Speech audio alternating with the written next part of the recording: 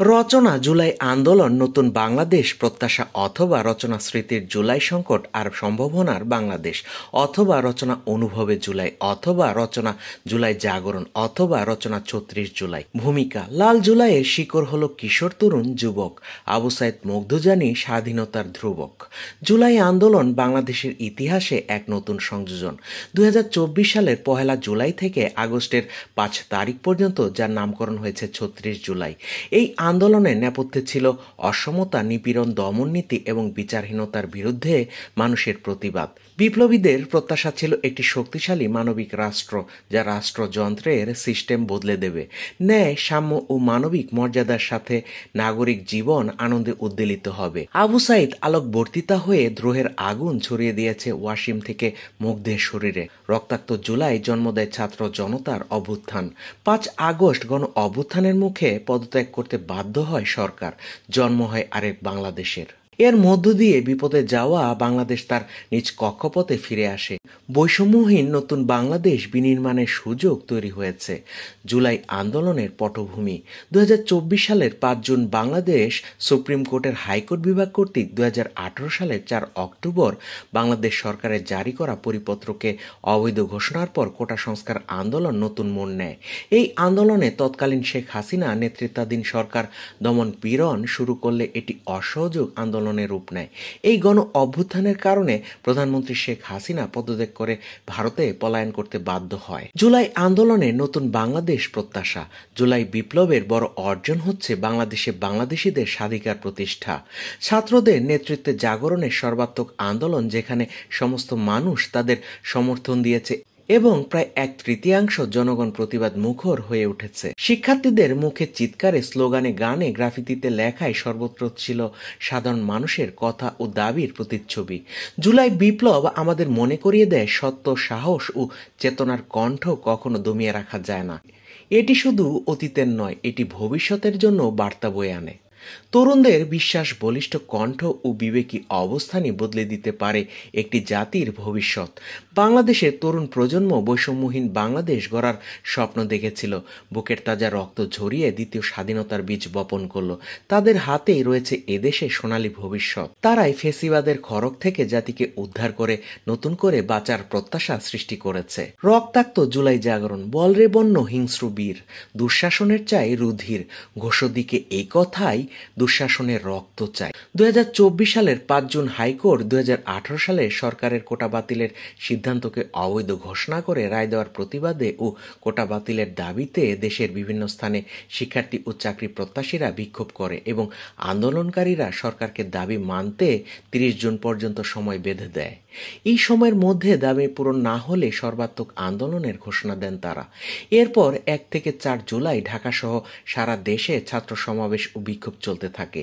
৬ জুলাই দেশের বিভিন্ন বিশ্ববিদ্যালয়ে বিক্ষোভ ও অবরোধ কর্মসূচি পালন করা হয়। এ সময় আন্দোলনকারীরা সব বিশ্ববিদ্যালয় ও কলেজে ক্লাস, পরীক্ষা বর্জন, ছাত্র ধর্মঘট এবং সারা দেশে সড়ক মহাসড়ক অবরোধের ডাক দেন।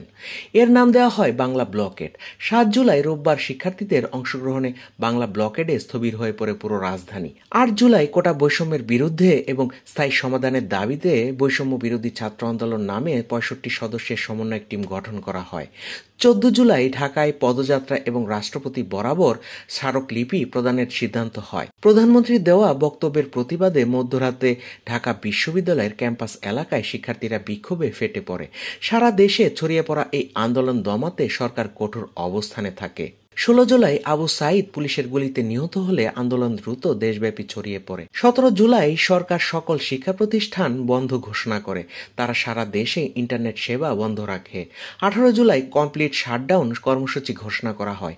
১৯ জুলাই সরকার কারফিউ ও অনির্দিষ্টকালের জন্য সভা, সমাবেশ ও মিছিল বন্ধ রাখার নির্দেশ দেয়। ২৩ জুলাই কোটা প্রথা সংস্কার করে প্রজ্ঞাপন জারি করা হয়। ২৪ জুলাই ব্রডব্যান্ড ইন্টারনেট চালু হলেও মোবাইল ইন্টারনেট অফ থাকে।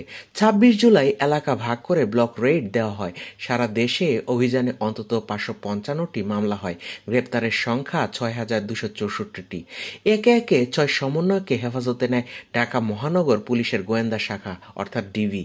28 জুলাই রোববার ডিবির হেফাজতে থাকার পরে 6 সমন্বয়ক এক ভিডিও বার্তায় সব কর্মসূচি প্রত্যাহারের কথা বলেন বলে জানায় ডিবি। 30 জুলাই সরকার ঘোষিত শোক দিবসকে প্রত্যাখ্যান করে ছাত্র জনতা। সেদিন আন্দোলনকারীরা শোকের কালো ব্যাচের পরিবর্তে সকলে ফেসবুক আইডিতে লাল প্রোফাইলের ছবি ছড়িয়ে দিয়ে অন্যরকম এক প্রতিবাদ জানায়। 31 জুলাই ন্যায় বিচারের জন্য পদযাত্রা মার্চ ফর জাস্টিস কর্মসূচি চলে। এদিকে ডিবি অফিসে হেফাজতে থাকা 6 সমন্বয়ক আটক অবস্থায় অনশন কর্মসূচি শুরু করলে তাদেরকে শেষ পর্যন্ত মুক্তি দিতে বাধ্য হয় সরকার। 6 সমন্বয়কের মুক্তির পর 9 দফা দাবি ঘোষণা করে। অবস্থা বেগতিক দেখে 3রা আগস্ট প্রধানমন্ত্রী আলোচনার প্রস্তাব দেন, কিন্তু সমন্বয়করা সেই প্রস্তাব প্রত্যাখ্যান করে। শিক্ষার্থীরা 1 দফা 1 দাবি নিয়ে মাঠে নামে।